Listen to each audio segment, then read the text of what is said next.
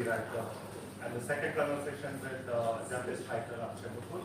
And today we have Gita Ramaswamy, who will be in conversation with Professor Nandini Sundar. You know the subject and the book we will be talking about.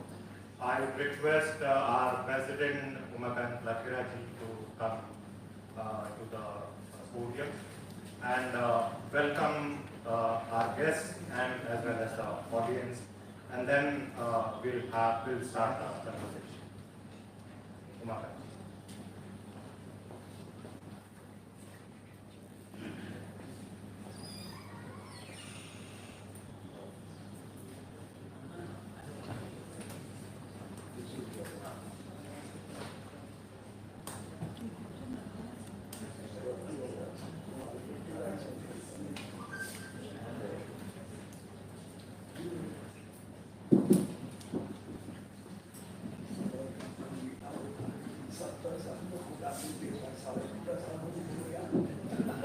Good evening, Namaskar.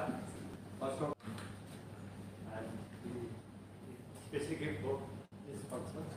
So I welcome her and I welcome Nandini Sundar, and both have a played a very important role in the film. Voice.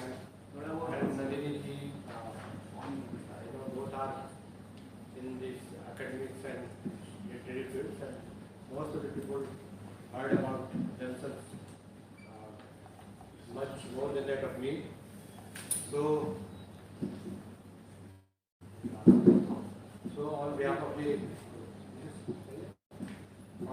the Press of India, I would like to welcome, and we have started this series of discussions on creative writing and very willing discussions that what is happening in the society, because Press of India is a place of discussions and exchange of ideas, and we are because we are for free from information, we are for freedom of press as per the provision of the Constitution of India.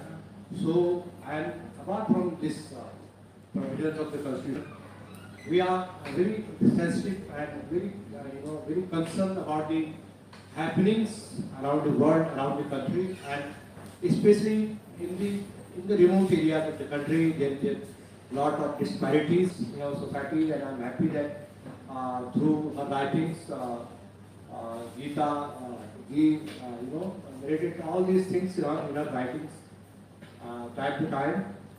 So I will not take much time. And I would like to thank both of you again here, and on behalf of the Press of India, and our Secretary General is here. I think Start a conversation. I mean, as a kind of, just to recall it. As you know, Gita Ramaswamy, who is author of several books, she has translated several books from Telugu to English, and English to Telugu as well. And she is one of the co-founders of Hyderabad Book Trust. And recently she has published her memoir. It's titled Land, Guns, Caste, Women, Memoir of a Left Revolutionary. And this book has been published by Navayana publication, and it's available outside for purchase. You can buy it. And she will be in conversation with Professor Nandini Sundar. She teaches at Delhi School of Economics Sociology. She teaches sociology. She is also author and editor of several books. Especially Burning Forest, which is about the civil war going on in Bastar area of Chhattisgarh. So now I would request Nandini to take it forward. Yes, please. Yeah.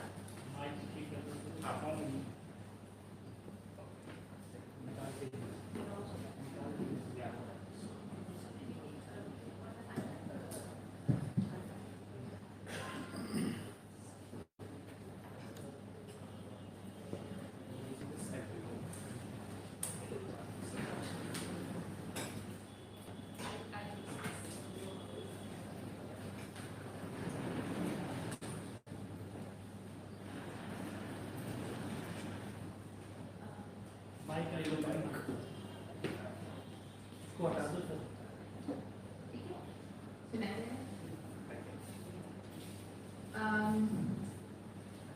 Neda.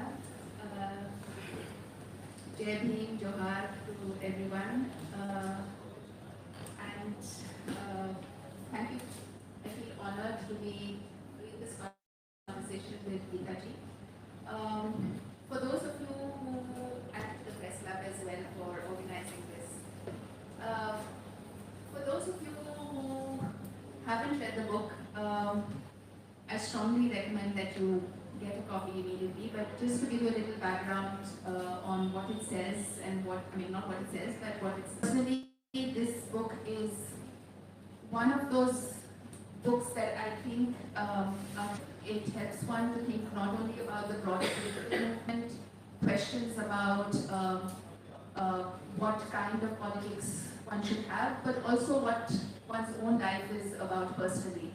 And in this tradition, the books that I think have really inspired me, and this is the most recent one, but in that tradition, I think Gail Longwit's People Smash This Prison, Mary Tyler Moore's My Life in an Indian Prison, and now Gita Ramaswamy's book are part of that genre which are really revolutionary. So I don't think that the title really does justice to what the book is about, because it is a revolutionary book.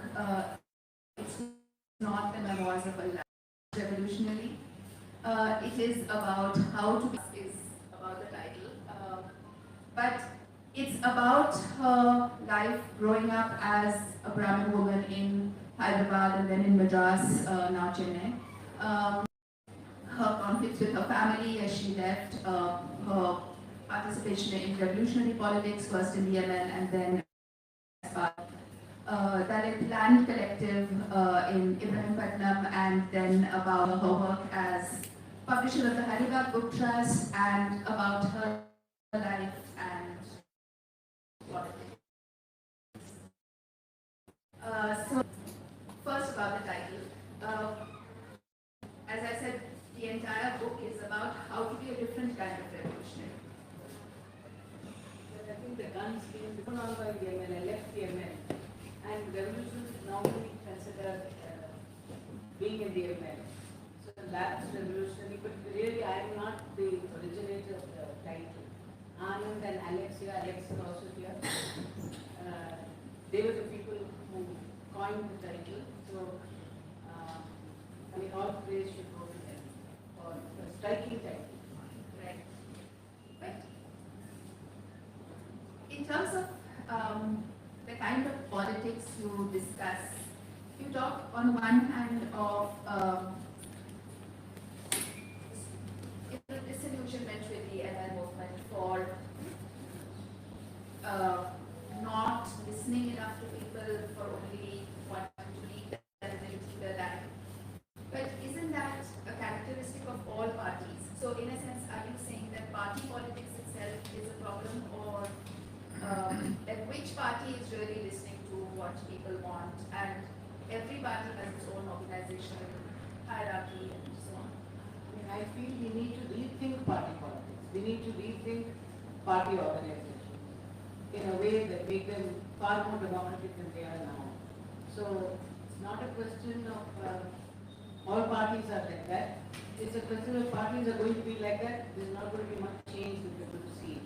If we need to bring about change, we need to bring about democracy in all party structures. And listening to people, I think anyone in any field has to, you have to listen to people before you lead, or before you say, I have something which I want to tell you.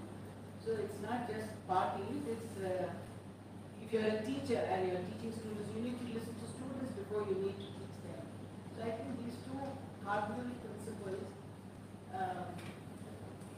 it's possible to change India if we take this up. It's not just the ML party, it's even the Congress party now, which we see in such a shambles because of the lack of democracy within the party.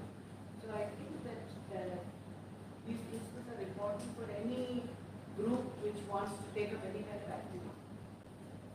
I mean, you're right. Just to, one of my pet peeves right now is that the Congress is on its own Padyatra, and it's not allowing the CBI to take out a Padyatra in Sukma district, which is highly undemocratic. So, I think parties in general are a problem. But in the sense that you talk about an alternative to ML politics through Ambedkarite politics, and somewhere you say on page 309 that you wish the left had read Ambedkar and worked militantly on constitutional issues, and you also talk about the fact that once they grab land, then they have no agenda to hold on to it or translate it into constitutional mechanisms. So why is that not an alternative? In the chapters on the Sangam and the land movement, you somehow sort of seem to argue that they came up short in the end. So why is that not the way to go? That kind of militant land movement, which does so many other things, caste marriages, setting up schools. Clarification that the Sangam did not come up to the end, or the ML movement did not come? No, the Sangam, you say at the end it sort of stopped and it didn't. You don't seem to say, well, this is the alternative line that we should take either. Yeah, but land is just one part of the issue. It's not just land alone. We are talking of transforming relations in the countryside. We are talking of transforming productive relations in the countryside, providing livelihoods to people so that they don't have to migrate to cities. So in that sense, providing land alone is not enough, because the environment is so degraded. And the environment is degraded and poor people are hit the most. Even if you have 5 acres of land, what do you do when the subsoil is washed out, the trees have been cut, the produce that you get, you don't get a fair price in the market. So there are so many associated issues which come up even with ownership of land. So, and those issues seem to be too big to confront in a limited area. You needed a larger coalition, you needed a bigger team. So, which is why when I quit, though the Sangam, the people in the Sangam think they are still there. The Sangam is there in some fashion. I quit. Right, but you also say that it's sad that the only people who are dedicated enough to take issues beyond a particular area are ML activists, but they don't have the kind of grounded reality of living with caste and a different kind of.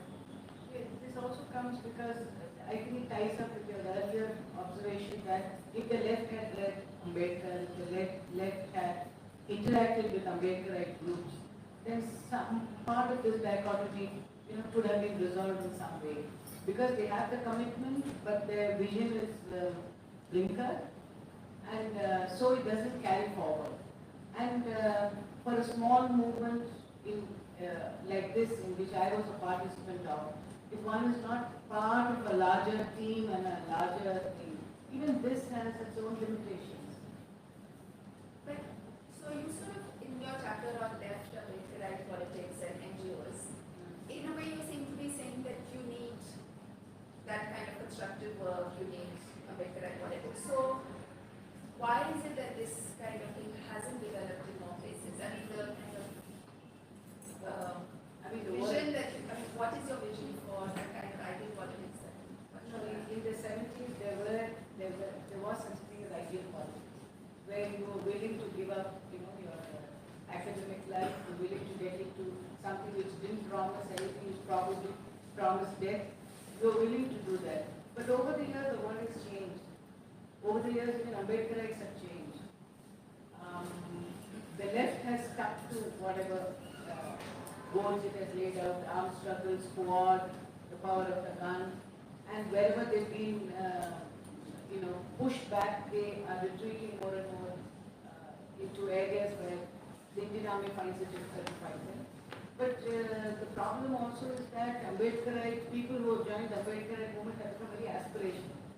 The state has been very clever in co-opting people from all sectors of the movement. So somebody become a minister, somebody been given chairmanship of the local service selection commission. So there are so many ways in which you can co-opt people. And I think this working at grassroots levels has decreased tremendously over the last 30 years. It's no longer the practice to work at the grassroots level. Social media has become so much more powerful. So you take a cab, you go to a village, you talk with some people, you shoot some pictures, you have some slogans, you have 5 people standing with a poster or a placard, and then you put them up on social media, and you think your work is done. So painstaking work among the people, which was, I think, more there in the 70s and even earlier certainly was there, is no longer there now. Why is it no longer there? Is it because of aspiration? I don't know much about that. But that kind of painstaking work is just not done. I see so many activists in Andhra Pradesh and Telangana, and nobody wants to stay in a village and work. It's not done now. So, okay, I want to come back to this question of politics later, but let me start with the beginning of the book in a way.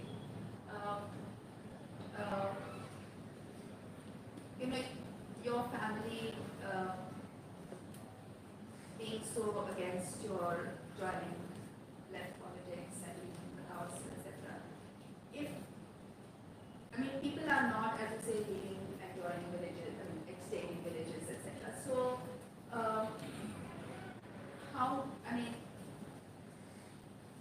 what would you suggest to people today, in a sense, if you're in touch with young people? How do you think they can cope with their own, judging from your own experience, how would you advise them to cope with familiar constraints? And I don't think there's any simple way. And I don't think there's a way in which you can accommodate family with your personal interest. There has to be at some point a break, and the break can be mended in some fashion. But without a break, people, especially people coming from dominant caste families, it's very difficult to do any work which is not done earlier. So, I don't know whether, I'm not against advising young people. I think young people should do what their heart tells them. Shouldn't listen to older people. Shouldn't listen to people like me either. I wouldn't advise them. because people read books like this and then So they draw their own conclusions. conclusions, right? But in a sense, given the fact that you broke with your family, that they subjected you to easy treatment, ECT, therapy, harmed you, knowing that families are this kind of constraint, how has your family reacted to reading this book? Oh no, I don't know at all. I've not asked them.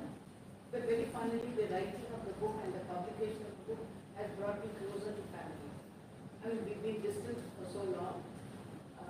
And when I told them that I was writing this book, they said, don't do it after you are dying. I said, that's not possible. And I will try not to be malicious, and I don't want to hurt anyone, but I am doing it. And after the book is out, I think because of gender appreciation elsewhere, they come around to say, maybe it's not good for the family, but it's good she wrote it. Something like that. It's a very mixed feeling. My sisters are actually giving the books to their friends, but I have not been able to ask them, have you read the book? Because what is in the book must be very hurtful to them. I have not been able to ask them, they don't tell me either. So it's a very peculiar situation right now. But if they're giving to their friends, presumably they have read it. No, but they would also be just proud of a sister who's published a book. Because when I was, my sisters, out of 5, 3 are abroad. So when the New York Times featured in some article, though they're not so friendly with me, they all called me because it became the New York Times. So it's got to do with something, what do you say, displaying that I have somebody in my family also something. May not have to do with anything to do with the book or what I did. I don't know. Okay, let me ask about another kind of family, the feminist family in Hyderabad. And you describe kind of betrayal that you felt when they attacked you, when they came into your house and assaulted the partner? Both of you should put the mic.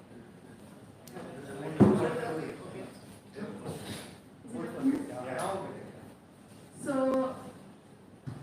what, I mean, presumably some of them have read the book.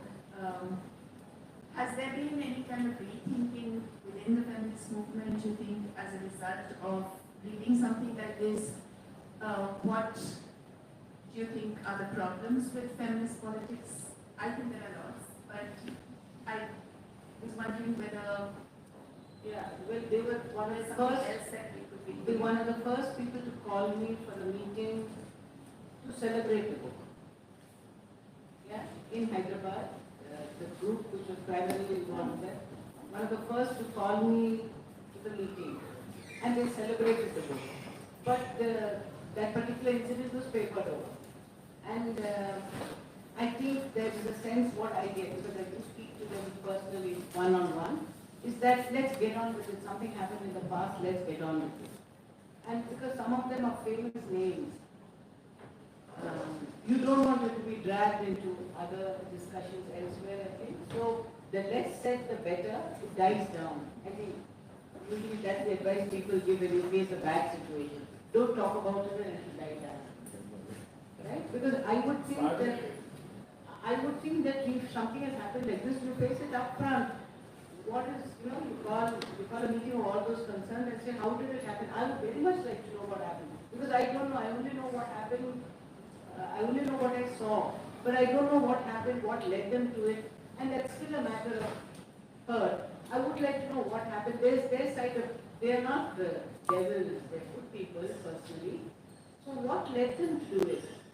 And I think it's important for the feminist movement when you're critical of so many other institutions, authoritarian institutions, what are the authoritarian practices that you are replicating in your own groups that you need to look at?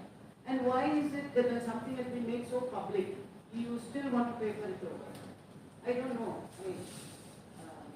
I think these are questions that need to be discussed, but you're the first person to raise it. No other woman has raised it up till now. They'd rather that, this is ignore the elephant in the room.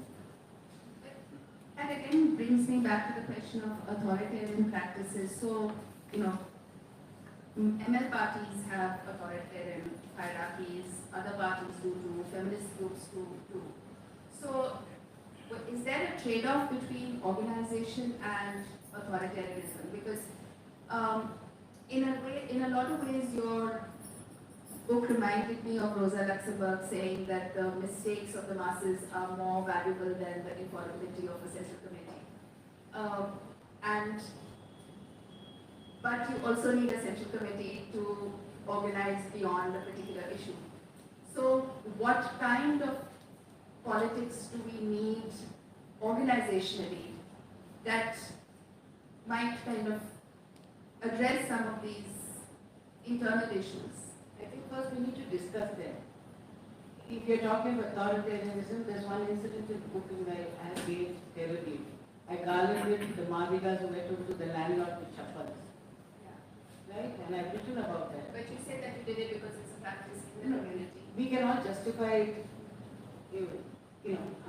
That's what I thought, and maybe that's my justification for it. But that doesn't detract from the fact that it was authoritarian. It was not done in the village, in front of everybody, and asking people what is the best way to, deal with these people who went to the landlord. I did it in my house. I called them to Hyderabad and did it in my house and nobody else was there. So is there a trade-off between organized? Yes, because at that time I felt it was crucial, once they go to the landlord, the struggle is split and we've lost it. When we come so close to winning it, we're losing it. But I think there can never be any trade-off. Once you, I think, start being authoritarian, it's all the way down. I was probably saved because the others around me were far more sensible. But I think left to myself, I would have destroyed the movement. So there are many caste passages where you talk about how you recommended somebody being killed or something being, this gardening thing, the gardening issue, chuckles, but also with all sorts of other things, and people didn't rise to the kind of violent suggestion, right? So one sees there are films as well which talk about the Naxalite movement where villagers are much more kind of ready to compromise and the party is not. So you talk also about how they taught you that one should go and confront the police militantly rather than. So what do you think is the stand on violence? You say that the discussions have been moralistic and they've not really addressed the question in the way it should have been. But at the same time, in the background of the success of the Sangam, in some places you left it because then the Maoists were there and they were good, get rid of the landlord. So what kind of stand do you think the villagers have on violence? I think the villagers basically oppose violence because they see that violence only creates more violence. And they are always the sufferers because they are at the bottom of the heap and anything happens, they get the worst part. So I think basically villagers are peaceable, don't want to kill, don't want to hurt, and they want to find a way in which both parties can be brought together at some kind of doable compromise. And not that there aren't incidents where villagers are also violent and doing things, but their violence is situated in a very specific group context. Which is why I think when there is violence which is planned by a political party, I think it backfires. It's not worth it and it's a lot of damage that it causes. But when there is violence, spontaneous public violence, I wouldn't condemn that. I wouldn't condemn that. But I think by and large people are peaceable when it comes to group activity. They know that a mob can transform into something furious in a few minutes, so they're very careful in planning activities. So, what do you think has changed in that whole landscape of land and aspiration? What's the situation on the ground now in Hyderabad? And also, why did you stop the book in 91? I know that's when you said you left the Sangam, but what after that? 92. And then you have this postscript of 2013, right? What has changed? And tell us for the audience here a bit about the land struggle and the difference between individual land and also the initial struggles and also the capturing. Sorry, I'm forgetting the names of the villages in The major villages? Yeah. I thought and I still continue to think that land is a very crucial entitlement which many activists and political parties ignore because it upsets the power relations so much, not just in the countryside, but it's a very delicate system where the village and the state politics are linked. So it upsets this system so much that people don't want to look at land entitlements, but I think as in the 70s, now land is still important. Land ownership of a little bit of land makes the difference between destitution and poverty. Somebody who's poor can become destitute, absolutely destitute, a beggar, a charkana, if he has no land. But when he has some land, that land is collateral for taking a loan, for health expenses, for education of a child.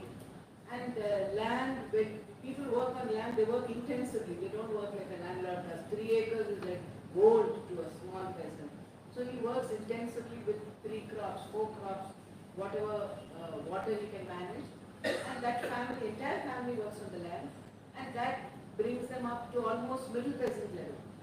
So if we want, at that time when I was working, the Ambedkarites were arguing that, you are leading up the wrong tree. What we want is education for the Dalits. We don't want land. This is too much of a mess. Too much of a, we pay too high a price for this. we want education. I mean, yes, I mean, education is a way out, but how many people can you educate sufficiently? How many livelihoods can you provide sufficiently to take them off the land? We are still by and large an agricultural country, even though agriculture may not contribute so much to the GDP. But people who live on the land need to have some basic income to live their lives, educate their children, deal with their health problems. And equitable distribution of land, I think, is one of the solutions. You don't need to have someone with 2,000 acres and someone with no land at all. It doesn't make sense at all. And land is not something which someone brought with him or her when they were born. It's fixed, it's there, it's, God, I'm not God-given. I'm not God-given. No, it's something which is there for all of us. It's part of the earth. It's like the air, the water. Land is also like that. So equitable distribution of land is, I think, one very important way of providing livelihoods and of transforming power relations in not just the countryside, but wherever this ripple effect sets in. In many of the cases where people did get land, you talk about how P.D. Sharma came and changed the Kahanis and Shankaran distributed the land and there were sympathetic MROs. But given that the struggles to actually get land legally and keep it legally are so difficult, what is wrong with left parties simply retaining the land and not really bothering with the legal struggle? By left parties, it is ML because the other left parties don't bother about it. Well, yeah, but there are new democracy. Yeah, ML ML factions have different ML factions, Because not just the wherever parties. they planted red flags and said, okay, this is our land, they lost all that. Wherever, I mean, it's all over Telangana, wherever it's land has not been retained anywhere. So you plant a red flag and for 2 years because the landlord runs away to the city and doesn't complain to the police, or the police are, you're in a more powerful police don't want to. But invariably, landlord comes back and though he's not present physically, he sells the land to the rich peasants. So what has happened is, in all over Telangana, it's not that Reddies own the land so much as they put the middle peasants, the Gollas, the Gaudas, who now own substantial chunks of land. And these people, because they stay in the village, are much more inimical to the Dalits than the landlords ever were. So, the left party slogan of land to the village never worked. One could also argue that the reason why, I mean, I'm playing devil's advocate, I take your point, I'm not sort of denying that, but there was a whole class of people, I mean, you talk about during the emergency coming to stay with you, Gandhar, and Mr. Shankaran helping, and that era of bureaucrats seems to have disappeared. I don't know if that's the case, but younger people perhaps don't have that kind of authority, and the people who are in power don't seem to have that sympathy. So given that many of your struggles involved access to people like that, as well as old comrades like Sanjay Baru, and access to a variety of other people because of your class background, how replicable is the legal struggle today? I don't know about replicability, I'm talking of necessity. If there is a necessity, you create the infrastructure that you need for it. It's something like a block in the heart. They say if you have a block in the heart, the corporate hospitals want to do a bypass.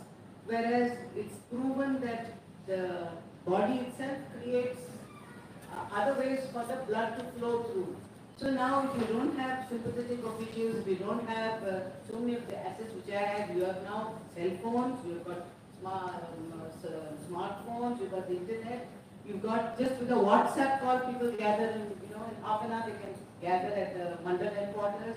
And then I think more than anything else, you've got now non-dominant class people staffing lower ranks in the administrative hierarchy between many MROs, many circle inspectors, sub-inspectors. Earlier they were all Reddies, everywhere was a Reddy. Now you've got so many people from other sections into the lower administrative hierarchy. So you make ways, you build a structure, make new allies. The thing is not a replicability so much, or is this issue important enough for us to take it up? That's the point, I think. Not whether, she did it because, she had so many things, she had so many people going for her. No, it's not that you had so many people, but that there were people who cared. But even now there are people always who care. You have to find them. There are always people who care. I can never think that people who care are no longer there. If you say that, then there is no hope at all. I'm always optimistic.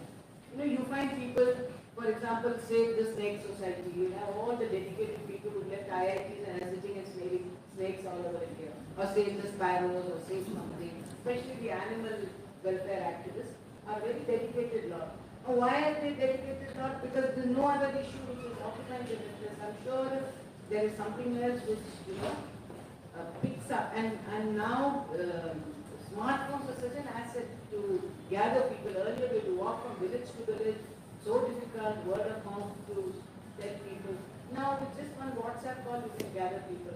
And this, people never discount the fact that people from non-dominant castes are now dominating the lower administrative hierarchy.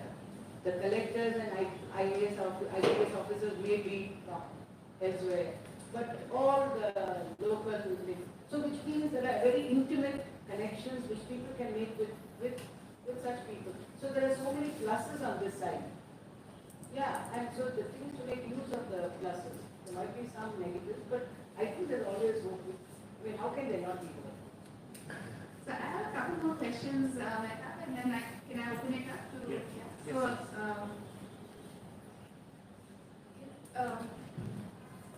at several points in the book, you talk about the threat to your life, the attacks on you, having to just walk from village to village with special troops. But one thing, in all the, you talk about the food, you talk about the, so this is a kind of personal question. You talk about the importance of bathrooms, which I think is really important, and why you wouldn't go to one place to visit in that. But you never talk about periods. And I was really struck because to me, it's like so critical in like one's life to do, especially if you're walking around. Yeah. I just was wondering why menopausal. So that period is like never existed. One that period, oh my God, it was hell because you carried along a lot of stuff, you couldn't dispose of stuff. And then when you, in one meeting where there were so many people sitting, it fell off. Yeah, and the bloody thing was like right next to me. And then I had to get up slowly, then, put my sari around it, pick it up and go. What was hell, without a doubt. And the women who worked with you, was this an issue for them as well? Yeah. Or how, I think they bleed less. My thing was, I always asked, why is it that you don't have to carry, large stuff like I have to carry? I think they bleed less because of the hard work that they do. They do hard work, physical labor. I mean, we don't do physical labor, so I think we bleed more. I don't know. I really don't know. But they didn't have so much problem as I have. Or it's also maybe that we are taught, right from the beginning that this is a shameful thing, this is something to be hidden, not to be talked about. And I think for them it's far more natural because everything is natural for them. Sex is natural. They see animals, in sexual union. They see people in sexual union, whether small huts where whole families live. And menstrual cloth is washed. I mean, you don't have a special place to wash and dry. It's washed and dried all over. Childbirth is open. When the Diana comes to deliver the child, all women would be crowding, children would be crowding. So I think many of the body functions are not as shameful to them as they are to us. how much do you think you've been able to kind of recast yourself?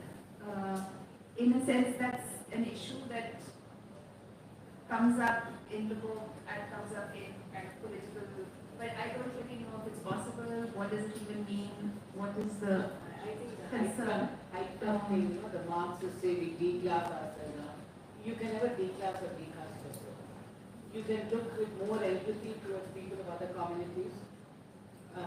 But what you've been raised with, a lot of that remains with you in some way or the other. If you ask me now, after so many years, how many of your friends are Brahmins? I'd be ashamed to tell you now. If you ask me how many houses of Dalits have you eaten recently, I'd be ashamed to tell you the answer. So, I don't know, I think this decasting, declassing is not right. If you can be genuine and authentic at a time when you're working with other communities, I think that's good enough. Let's not go beyond that. Okay, my last question, I have lots more, but I'll ask you later, is about the emergency. And start your political life during the emergency with the death of George Reddy, whose brother is married. What do student politics of that time tell us about the ability of student politics to transform larger politics, and what is the difference between the emergency then and the situation now, if any, or there is what?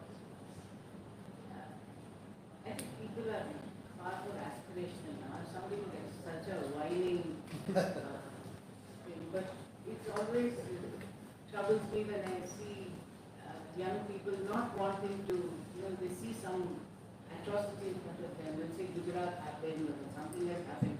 Just want to give up everything and go there and fight. How can you not want to do it? Because you're young. You're young, your blood is boiling and you think you can change the world. That's the time when you can change the world. I mean, now at my age, I know I can't do anything. But when you're young, you can do so many things. So why aren't young people doing these kind of things? They are, they're going to jail, unlike all the very young people. Yes, some of them. Some of them. Not like in the 70s, hundreds and thousands went to jail. Now, all my friends have been in jail at some time or the other, either in jail or underground, and which is a large number, not tens or 20s, hundreds. And in the villages, far more, because there was a movement in Srikakulam and some parts of Telangana. They were all in jail, young people, and every single person who's in Telangana politics today owes his or her existence to ML politics, by the way. All the ministers in KCR's government have all been members of the radical left movement at some point or the other. They've been in jail, they've been underground, and then they've come out into mainstream, joined the mainstream political party. So at that time it was a big thing. I mean, I don't know enough about Delhi politics to comment about that, but at that time it was normal, going to jail, being there for some time, going underground, was not considered something extraordinary. What is the difference is, I think at that time, so many things were happening all over the world. So many things were happening in India. It was not just Andhra, Telangana, there was Nazarbari, there was also the Navnirmar movement. Even Gujarat was like agitated at that time. Even Gujarat, which is like, big thing. Certainly the New Left movement in Europe, the feminist movement in the US, Dalit Panthers, not the Black Panthers in a big way. Dalit Panthers, I think, was a little later, 74, 75. But the whole decade was a decade of rebellion. And there was so much matter out there for people to read and identify with. Now, I think in this 2022, all over the world, where is it that you see movements like that in a big way? So, I think that has got something to do with it, that when there's an upsurge, there's a lot more opportunity for youths to get involved in it. So that's different in the 70s and now. I'm not saying one can't create something like that now. But the same issue is there. If you want to create something now, you have to go to the grassroots. If you're staying among students, you have to go from hostel room to hostel room. You just answer the WhatsApp message in the meeting. You have to go not from door to door, talk with people all over the night, unless then you have to go to villages or the basti, stay there, talk with people. And that's one thing which I find activists are not doing as much as they should be doing. Organizing is being given is shots. Organizing, I think, is basic. But in terms of the repression, what do you feel is the difference between? We were shot down. And you're put in jail. So what's the thing to say? Repression just because you're sitting in jail, you're sitting 1 year in jail. I don't think there's anything big about it. I don't think the Delhi people have suffered so much that I think you're so privileged that this 1 year in jail is. But we were shot in Andhra. One of my best friends was shot. I know people whose nails were pulled out, nail by nail. Somebody whose tongue was cut. And so what is the Delhi thing? So big to talk about. So there will be bound to be depression. They take up some activity against the state. There's bound to be depression. This is not. No, so parts of the country have been suffering. Chhattisgarh, Northeast, Kashmir is under emergency. But overall, the climate of authoritarian politics is Yes. very much there now and worldwide. Yeah, the state is far more powerful. So in that sense, what are the ways that you think people should organize? As you said, go from Basti to Basti, hostel room to hostel room. What else? I think you have to be smarter. I think the more important thing is, apart from listening to people, you have to know your enemy. If you're going to fight somebody, you have to know him first. So you have to know the enemy. And you can't just say, you can't have these jargons saying, Modi, something, this fellow, something, and so you have to know them, you have to study them, you have to see how can we, what are the weak points, where are the points where do we need to push. And I think a lot of what is going on is sloganeering, and academia has failed miserably in. Academia should have done enough studies or research to show what's going on. Hasn't been doing it, has been producing PhD thesis after thesis, but not really. So there is no, I think, sufficient study of the enemy. I think listening to people one and studying the enemy is very important. And that would have brought me to the Hyderabad Book Trust, but I think there are lots of questions, so I will stop and maybe come back. Thank you. So anyone wants to raise any questions? We can hand over the mic to the audience.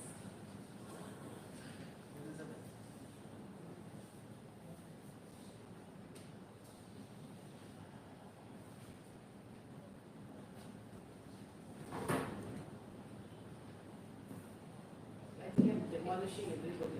I'm sort of, standing up to you so strongly. Everybody's saying, my God, we ask a person what you're going to do. I'm not going to say it. I have a question actually to you, because you began by saying that the title is a bit of a misnomer. That it's not so much about a lapsed revolutionary. The book itself is very revolutionary in nature. So I was waiting to hear from you why you felt so. And then you pitched it very high. It aroused a lot of curiosity in me, but you didn't quite address that. Will you please do that? I think people should read the book. I don't want to act as a spoiler. So, I didn't go chapter by chapter. I could have, but I wanted people to read the book themselves and figure out. A broad sense of why you call it revolutionary. Because it talks about different ways of being political, because it talks about how revolution as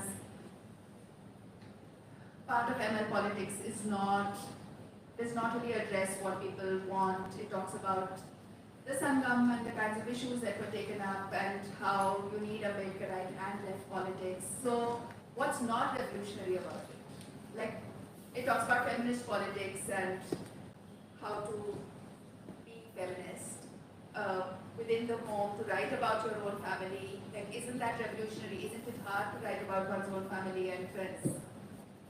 That's very, very hard. Yeah. It's easier to write about people that you don't know. So there are many ways in which the book is revolutionary and charts revolutionary politics. But I think that's for readers to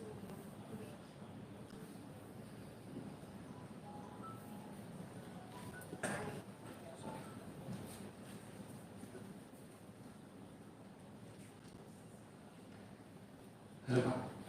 How accurate do you think the translation for Jati is caste? How accurate do you think, are caste and Jati the same thing? What are your experiences? Or are they two different things, two different constructs, Jati and caste? I have no idea at all. I'm so sorry, but I don't jati is not a Telugu term. In North India, I think you call it jati. In South India, jati just means community, broad community. So caste is kulam. So I don't know the difference between jati and kulam. I'm not educated sufficiently in that. Sorry. I had a quick question. I just started reading the book, so maybe you have addressed this in the book, but I thought I might ask since we are talking. Have you,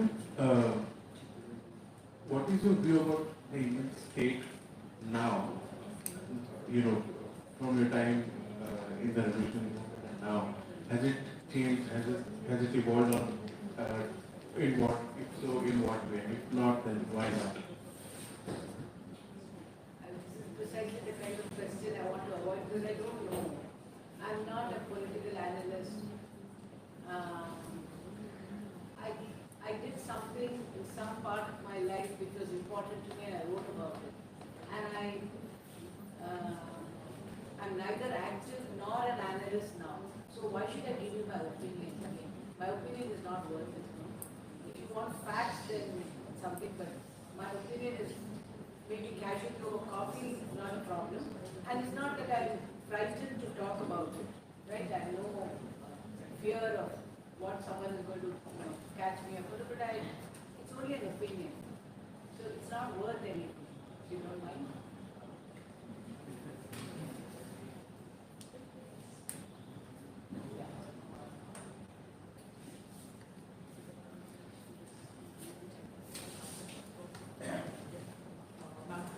One question, since you said that at some point of time, part of, you were also an organizer.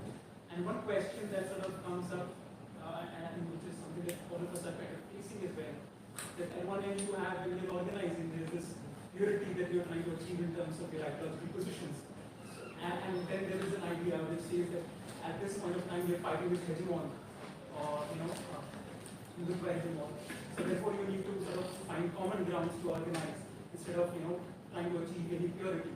So as an organizer, and considering, I'm not asking about your opinion on the state at this point of time, but considering politics, how would you look at as an organizer in terms of, I know it's a very complex issue, but how would you sort of comment on that in terms of considering the juncture that we are in at this point of time within political realm?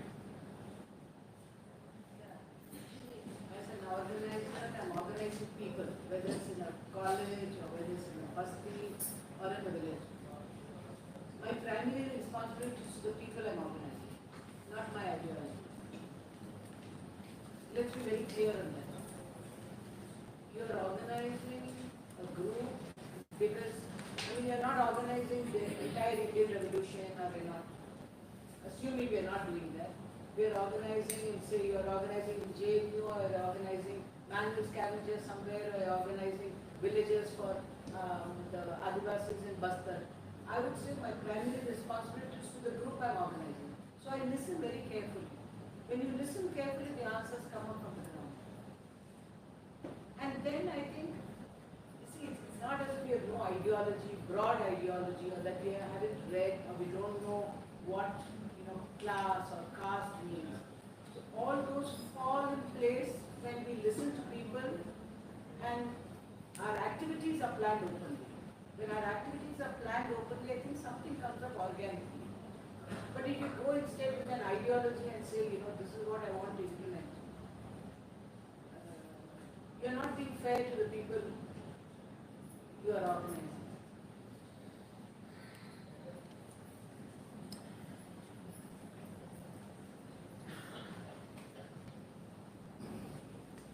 There's another Yatri at the back who I want to say something.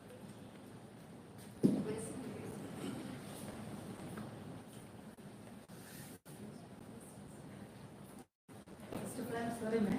I was not knowing much details about it. That's what I came and asked you to attention. Sorry about ma'am. I'm so sorry. Actually, I am Dr. Shikega. I am science from IIT Bombay. Actually, I am undergoing academic harassments for the past 9 years. Actually, for solving that issue, I came over here in Delhi to meet the Prime Minister and all. So, during your talk also, you are telling many things about the women of government, that landslide, that revolutionary activities you have done. So at the last point you were telling, that was striking to my mind. Like, so you were telling that before fighting for something, we should know the enemies and we should study about it. So I haven't, actually for the past 1 year I am doing a big campaign through the social media. And so I know about the enemies and the intent, everybody I have a clear analysis and study, everything is there. But the some professors, students and staff from IIT Bombay, they are dominating everywhere and literally ruling the Indian legislative system, constituency, everything. Because they are blocking all the advocates in the Kerala High Court, even the Bombay High Court, Supreme Court, and not to take up the case. They are afraid of legal case registration. The same way they are blocking all the police officers to not to register an FIR. And on the back, they are continuously torturing me wherever I am there, across India, or 6-7 cities, and not only in India, even if wherever I am applying abroad, UK, US, Germany, it's like a joint organized crime. I even reported to Interpol. That much big crime, and even I reported to UN Secretary General. So everywhere they are blocking, and no justice, nothing. Or even they are threatening the judges. That is the situation. So how do you feel, how, from your experience, how can I approach further, or what would be your assessment? One more point. So you are telling about the education points. Actually, this is one of the tragic stage of India's top technical institutes. I am from IIT Bombay, India's top technical institute. Actually, the most of the process, they are afraid and they don't have the confidence or courage to speak up, and they are being suppressed. Even if now I am still alive and I am speaking, because since I am out of IIT Bombay, outside IIT Bombay. This week also 2 students committed suicide. This is the situation. Everybody is being suppressed. Even if you are approaching the student cell or women's cell, nothing will happen, and they will first create, the first step is they will try to save the process and will create a fake mental label on us. For me also the same thing, they have done it, and now they are stamping it everywhere. And wherever I am approaching, they are blocking my applications from Cambridge, Oxford, Stanford, everywhere continuously for the past 3-4 years, and to hide up this thing, and they want to save the IIT's brand name. This is not only in IIT Bombay, across all IIT, especially in IIT Madras, you might be aware about their caste discrimination that is so much dominant, and many students committed suicide. Recently, Professor Unikrishnan here resigned from IIT Guwahati, British Roy, he resigned, and then these people from IIT Hyderabad one student committed suicide at IIT Kanpur. Actually, this is a common scenario. Actually, the main problem now in IITs, they don't have courage or confidence. There is nobody to listen. Everybody is busy and competition and benefits and all. So nobody has the courage or confidence to speak up. These are actually we are building up some India's most of the prominent resources and the money is getting spent into IITs. But they are competing each other. They don't know what is education. What is the purpose of education? That is the stage. And somebody is dominating, everybody will follow. The same case with the process also. Nobody has a guts or common sense how to deal a problem and get maybe you can, she's got the idea, and maybe she can respond and we can. Yeah, I'm sorry. Thank you. Yeah. Quit if you can't fight, then quit, come back, fight later. Yeah. I mean, no, don't drop the fight. I'm never suggesting that drop the fight. Till you get all your structure ready, bide your time so that you don't get destroyed in the process. I already got destroyed. I got 3 years gap in my career, and now do or die situation. They were about to kill me many times. They tried. They were continuously trying to. Sorry, I'm very sorry to Yeah, but maybe you can talk outside. Yeah. Because I think some people may also. Incidentally, talking of IIT, one of the things she talks about in the book was how she got admission into IIT, but her parents didn't let her go. So, in addition to this, what she pointed out, I was noting down this actually each week, sir. I just want to ask you, actually, when you were very fully busy with your activities, and when you left all this, when you tried to come out of this caste, discriminations and all.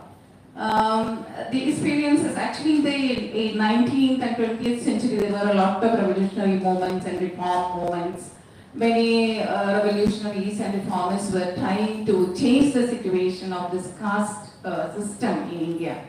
But now, in the 21st century, what we see is a U-turn. Now things are going from bad to worse in this situation, as she pointed out, many of the universities. Even among the educated people, it is getting more and more strengthened, and the discrimination is getting more and more, wide. So the gap is getting more and more wide. So what is your take on this? Is it because of a purposely made political agenda that it is happening like this due to the narratives that are getting built with the itihas and things like that? What is your take on this, and how we can address, we all together can address this situation?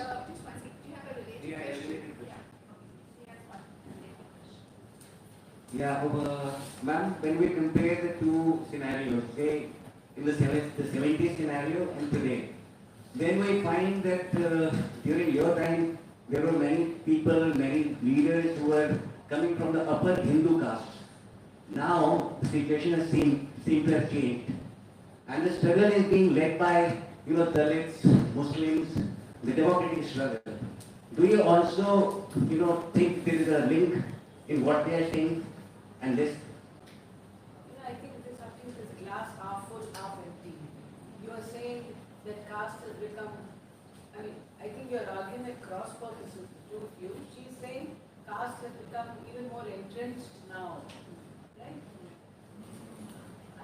I think, I see far more. In my time, there was only one among our friends who came from the scheduled caste and very few from the backward caste. But now I see so many leaders from non-dominant caste communities. And the movement is certainly stronger in the sense, in the media for instance. In my time, when anybody was killed, when a scheduled caste person was killed, Dalit was killed, they say Harijan killed, right? By whom? No.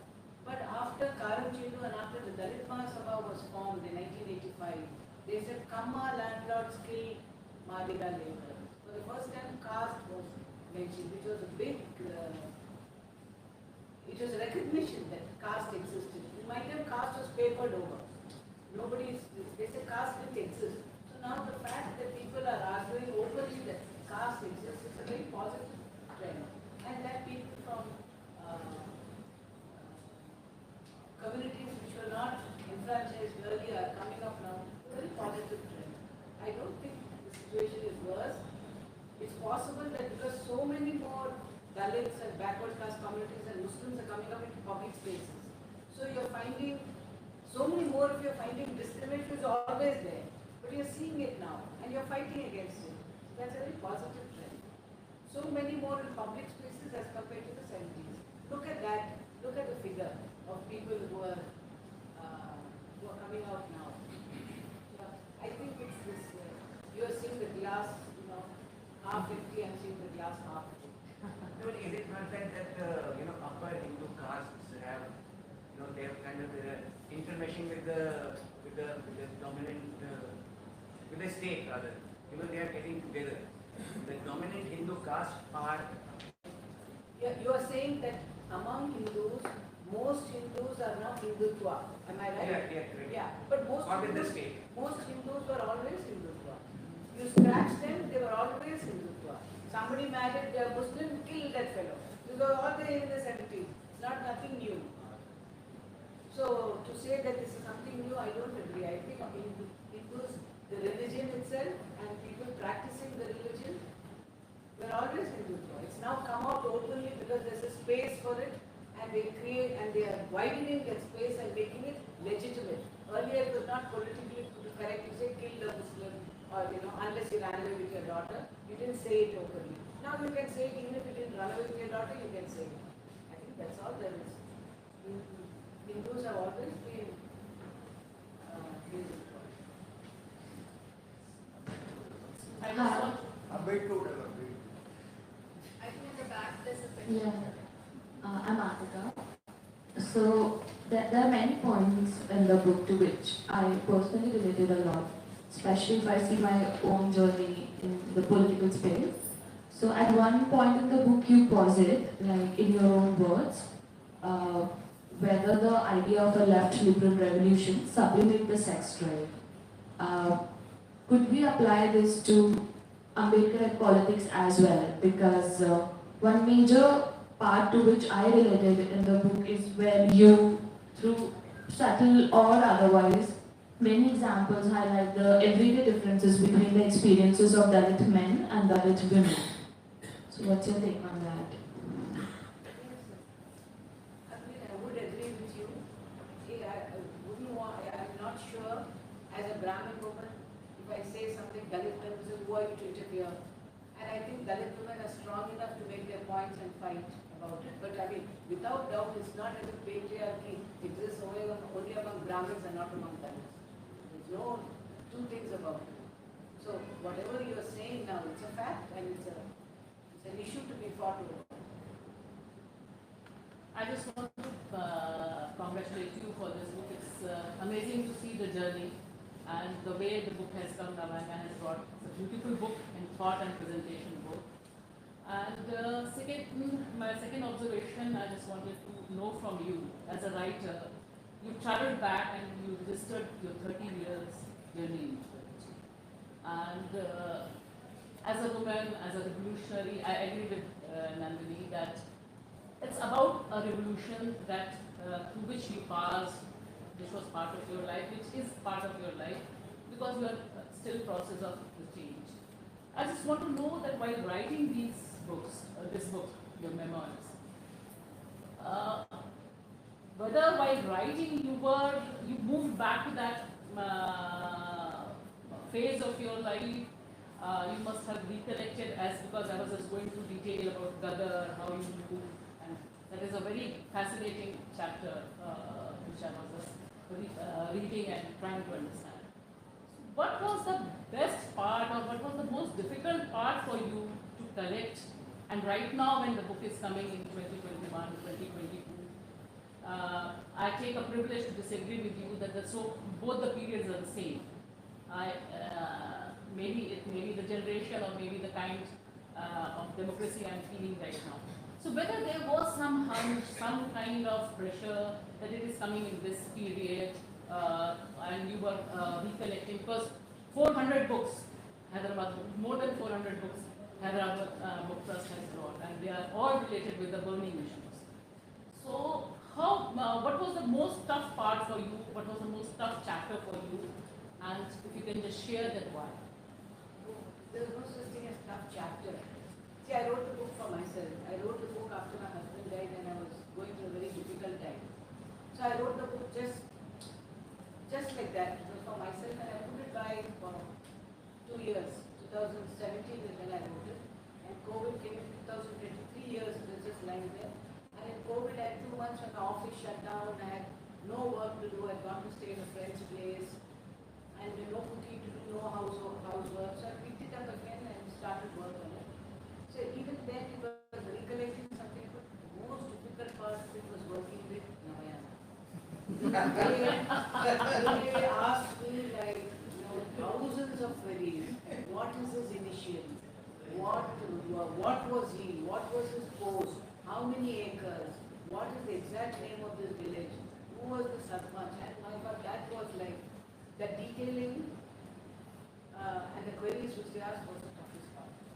Because I took hard work. All the rest was just writing. Chuma. You wrote whatever you remember. But this was, they made it into a book. Writing.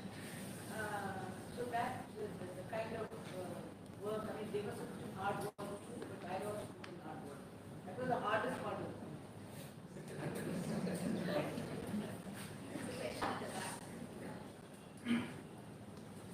Gita, thank you for writing this book. You end the book in 1992 and the postscript is in 2012 and 13. See, 90s was the time when all the left was declining, all the ML groups were declining, and you see the rise of Chandrababu Naidu as Chief Minister, as the first person to claim as the development Chief Minister before S.M. Krishna and Nitish Kumar claiming that. And you see then India claiming that there is something called development and politics from Gujarat. See, in 90s, all the ex-Maoists who left Maoism became real estate owners, even people became big real estate mafia in Hyderabad and a lot of cities. And it was also the time when Dalit movement was growing, Dalit Mahasabha, and then MRPS was growing. And then in the end of the book, you also mentioned Ashram and Marx and others. So, why do you leave the book in 90s? The 90s was an important debate because Dalit movement, Maoism, women's movement was at its turning point. There was a dialogue happening. Ranganagama debated with Shivsagar debated with Ram. All of this, you have a lot of, and you are very much integral to all of that. So why do you leave at that point? And the current day Telangana that we are in, so it is all the reminiscences are back in the 90s. So what do you have to say? I think we differ person to person. Maybe there was a burnout. And see, the reservation debate or the MRPS, Dalit Mahasabha, I was an integral part of Dalit Mahasabha. That was early, mid-80s. So Dalit Mahasabha was not the issue so much as MRPS, the categorization debate came and split the Dalit movement into two. So it was not a very happy time to be in. All our friends were either said, you talk to this person, I won't talk to you, you talk to that person, I won't talk to you. It was not a very happy time for others to be in. Certainly the reservation debate came, but these were larger national questions. I was working in villages. I was interested in, I was not interested in larger political questions in which my villages were not part of. How can I worked with these villagers because I knew them personally. They were my people, right? And when there was nothing which I could do with my people, what am I worried about some people? That's the reservation debate, another debate I participated anyway. I mean, we brought out books, we did all that. But to link that with the movement which was going on in the villages in this way, there was no link. The MRPS were not interested in what you're doing, land entitlements in villages or power relationship. They were interested in getting their quota from the Malas. The fight was largely with the Malas. And the Mandal debate was it's a pan-Indian context. No? What did it have to do particularly with the villages? Okay, so some BC communities were mobilized. But that did not change the power relationship in the villages I worked in. And my problem was not so much in that. My problem was that the power relationship with the villages had changed to such an extent that we were becoming powerful. You know, our person would become MLA, the sarpanch would be ours. What do we do next? I did not know what we could do next. Because I did not know, I thought better to leave. So I think the two things were not really related for me. Gita, can I ask you a somewhat, I'm not even sure of the question, because it's a little bit kind of tied up in my head. But you won't be surprised to hear that it's a question about the feminist movement. So I was struck by first Nandini's questioning of you on the feminist movement and her prefacing it by saying, I have my differences. Because you didn't preface any of the other things by saying I have my differences with the Maoists or with the X or the Y or the Z. Because I've expressed those publicly and I'm expressing it now. Okay, anyway. And then I was struck by the fact that when you started talking about your differences with the women's groups and what happened with them, there was this kind of laughter and titter that went around the room, as if, now this juicy battle between women we're going to hear about, and women fight with each other. I mean, I felt that surrounding. My question to you is, I think it was extremely brave and honest of you to write about that, because these were women who were your comrades. Years later, when your book comes out, they invite you to a discussion about the book, but they don't raise the subject. Why did you not raise it? If the question troubled you, do you think it might have been possible? So I'm not asking this out of aggression. I'm saying yes, we need to be self-critical of the women's movement. We need to see where we've gone wrong. It is entirely possible that those groups, X number of years later, looking back, seeing themselves written about, understand what you're saying, have by now moved on and have a different kind of thinking on violence and in all the things which, the movement itself has also grown. And they're inviting you is a way of, without saying it, saying, yeah, we accept your criticism. But for you, perhaps not, but you didn't raise it yourself. And I want to compare it with the family, because the family's terrible violence, indifference, insult, injury is looked at with a great deal more tolerance in retrospect. A great deal more acceptance in retrospect. Even when you talked about your sisters taking the book round and giving it to people, there is an underlying kind of affection, smile, something. I'm just asking, is there a difference? Where does it come from? Are we much more critical of our own movements? I don't know. So I said to you it's a complicated question. And I'm not even sure how to articulate it, but it worried me. And it stayed in my mind. So I've been holding on to it all the time, thinking, shall I ask it, shall I not? Then I thought, the hell with it, I'll ask anyway. I'm so glad you asked, because it is not only possible,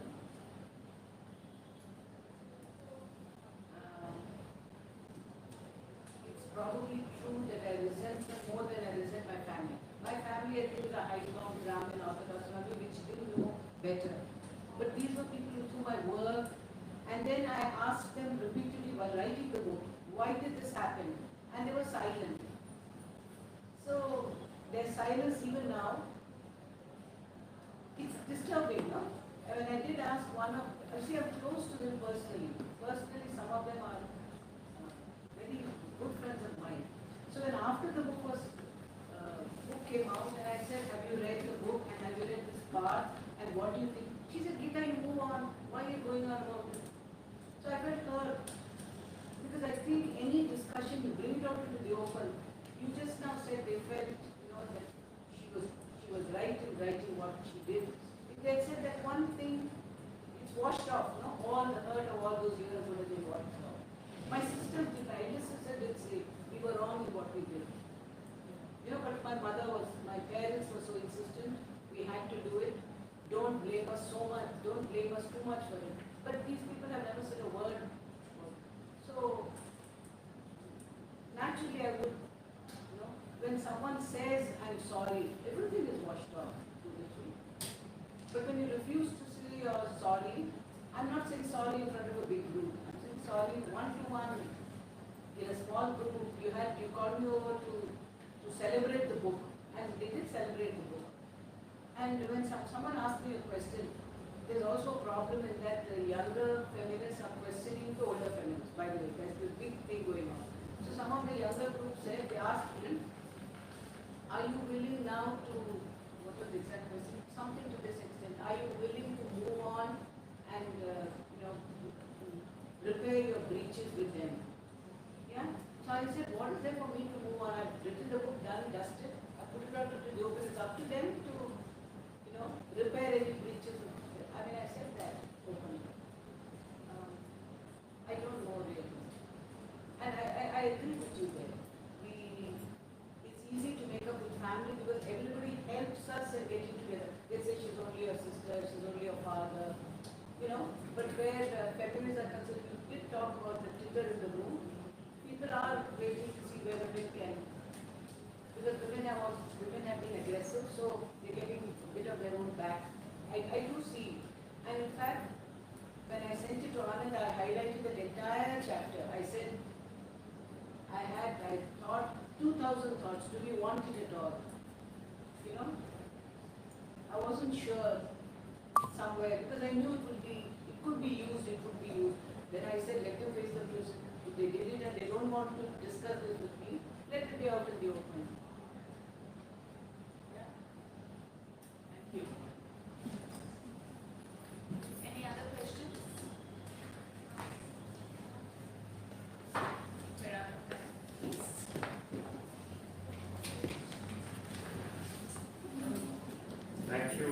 Gita and Nandini. Now I request Secretary General Vinay Kumar to present the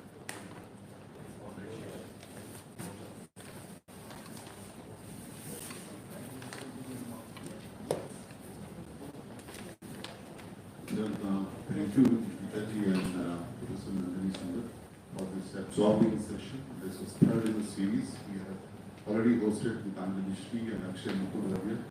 And on September 28th, we have another one in series coming up at IIC.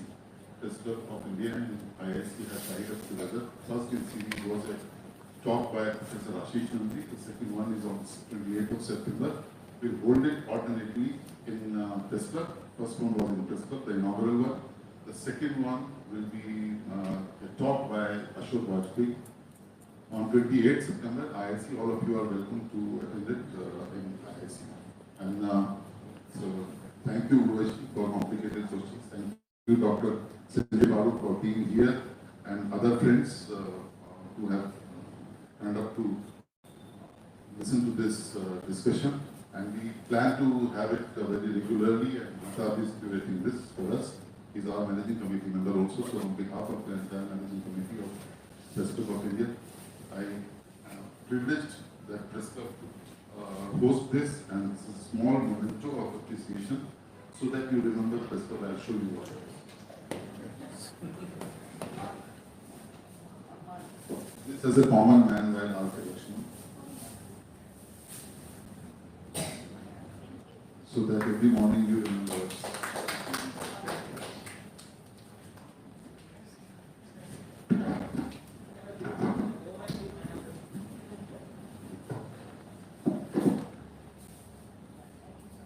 Thank you, Peter. Thank you, Dr. Sundar. Thank you. So, whenever we have this session, emails go to the members. Please come and join.